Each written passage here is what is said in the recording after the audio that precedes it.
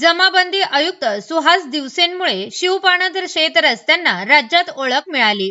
शरद पवळे महाराष्ट्राचे शिवपाणद शेतरस्ता चळवळीचे प्रणेते. शिवपाणद शेतरस्ता शासन निर्णयात जमाबंदी आयुक्तांचे निर्णायक योगदान. पवळे महाराष्ट्रातील शिवपाणद शेतरस्ता सीमांकन व क्रमांकन अभियानात भू अभिलेखा व भूमापन विभागाची निर्णायक भूमिका. महाराष्ट्रातील शिवपाणद शेतरस्ता सीमांकन व क्रमांकन अभियानात भू अभिलेखा व भूमापन विभागाची भूमिका निर्णायक ठरली.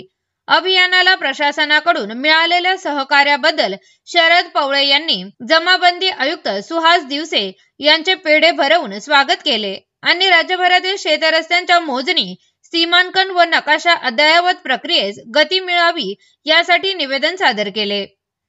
प्रमुख मागण्या: प्रलंबित शेतरस्ता अहवाल सक्तीने सादर करावेत. प्रत्येक तालुक्यात स्वतंत्र प्रशिक्षित भू आकार मापक नेमावेत. जादा रस्ता प्रकरणासाठी अतिरिक्त सर्व्हे टीम कायमस्वरूपी व कंत्राटी भरतीत समतोल राखावा.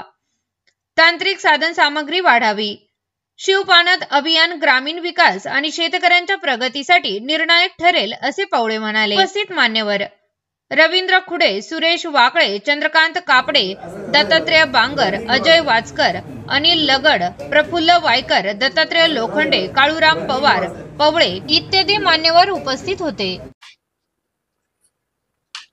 शिवपाणंद रस्त्याच्या राज्यभरातील शेतकऱ्यांची विविध मागण्यासाठी अनेक निवेदनं प्राप्त झाली होती आणि त्याचा अभ्यास करून शेतकऱ्यांना ग्रामीण भागामध्ये मालाची ने-आण करण्यासाठी, शेतीसाठी जो सगळ्यात मोठी जी अडचण आहे शेत रस्त्याची ती दूर करण्याबाबत महाराष्ट्र राज्यानं निर्णय घेतला.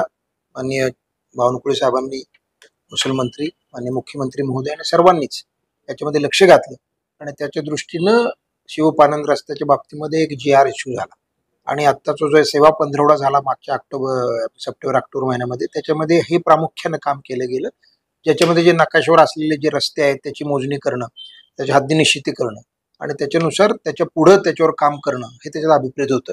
आणि प्रत्येक गावामध्ये ग्राम समित्या निर्माण केल्या गेल्या.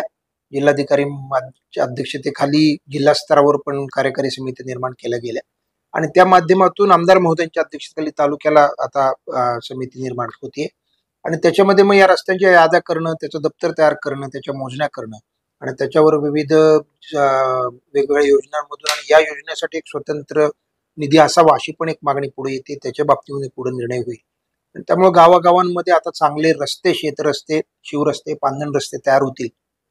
माझी एकच याच्यामध्ये अपेक्षा आहे की ग्राम पातळीवर शेवटी ग्रामीण भागामधल्या शेतकऱ्यांनी त्या स्थानिक स्तरावर ह्या योजनेचा लाभ घेतला पाहिजे आणि एकमेकांना अडचण न करता सर्वांसाठी, हे रस्ते सर्वांसाठी आहेत, व्यक्तिगत कोणासाठीच नाहीत आणि शेवटी शेती हा व्यवसाय म्हणून जर आपल्याला करायचा असेल तर सगळ्या गावांनी एकत्र आलं पाहिजे, एकत्र निर्णय घेतला पाहिजे आणि ग्राम समिती जो निर्णय घेईल त्याचा आदर पण केला पाहिजे आणि जे हे करणार नाहीत त्याच्यावर शास्ती पण करण्याबाबतीमध्ये शासन विचार करते आणि त्याच्यामुळं ग्रामीण अर्थव्यवस्थेला एक बळकटी येईल, चालना मिळेल आणि फार मोठं ज्याला म्हणूयात क्रांती शेती व्यवसाय करता होईल असा हा निर्णय मला व्यक्तिगतरित्या वाटतो आणि सर्वांनी त्याचा लाभ घ्यावा आणि चांगल्या पद्धतीने त्याची अंमलबजावणी प्रशासनाच्या सहकार्याने करावी असं मी आपलं आवाहन करतो. धन्यवाद.